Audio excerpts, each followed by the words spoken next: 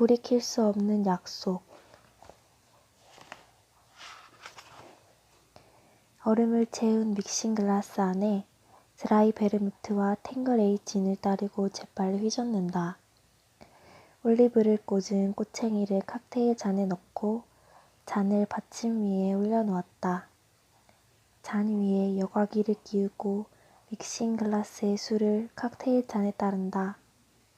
레몬필로 마지막 향을 내고 잔 받침과 함께 완성된 칵테일을 눈앞의 야마데라 씨에게 내밀었다.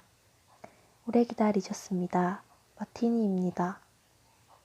야마데라 씨는 칵테일 잔에 입을 대고 천천히 음미했다. 맛있네.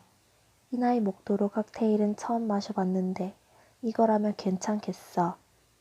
아무래도 이런 건 달짝지근하다는 선입견이 있었거든. 야마데라 씨는 위스키 파니까요. 나는 미소 지으며 말했다.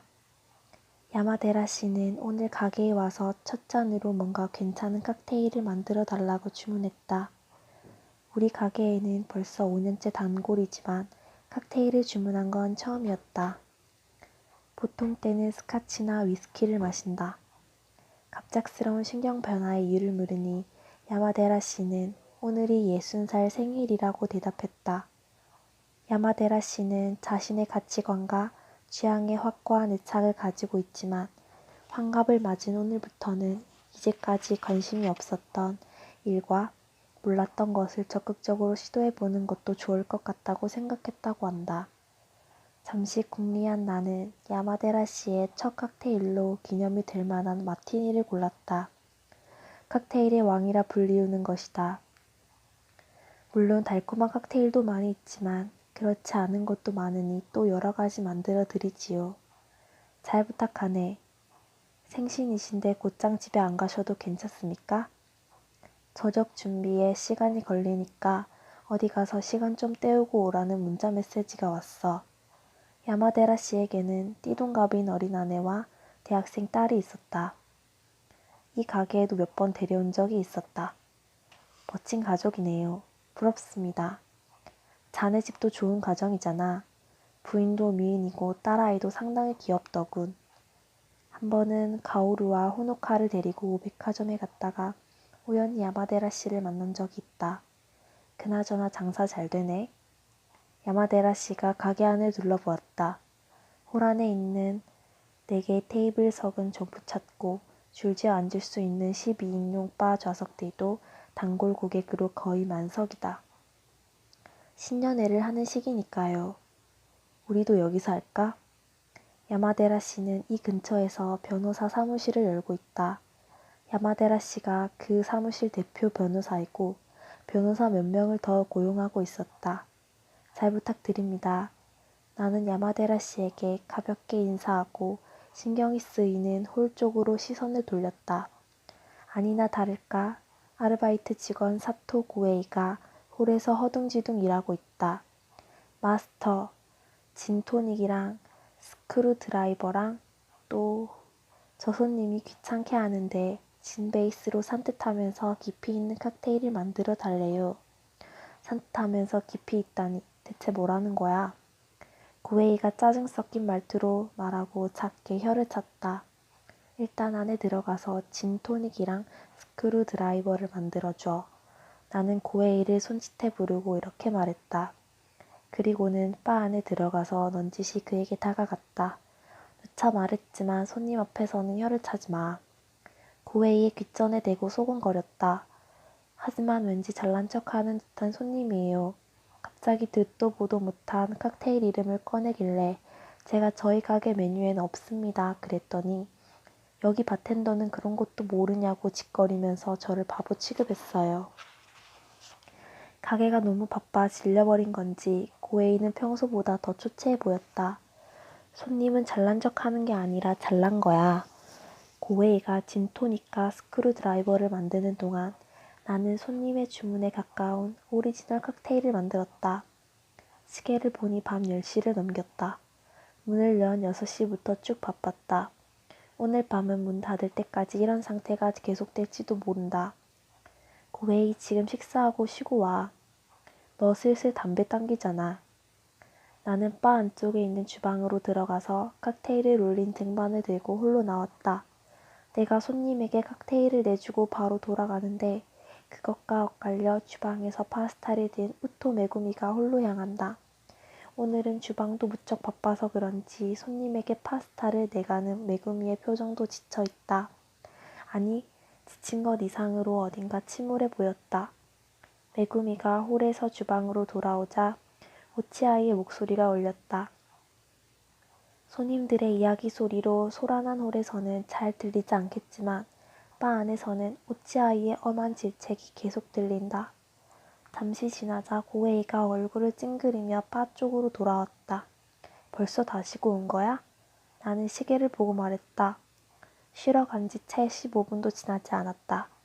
저런 걸 들으면서 어떻게 목구멍으로 밥이 넘어가겠어요. 고에이가 불만스럽게 주방을 돌아보았다. 무슨 일이야?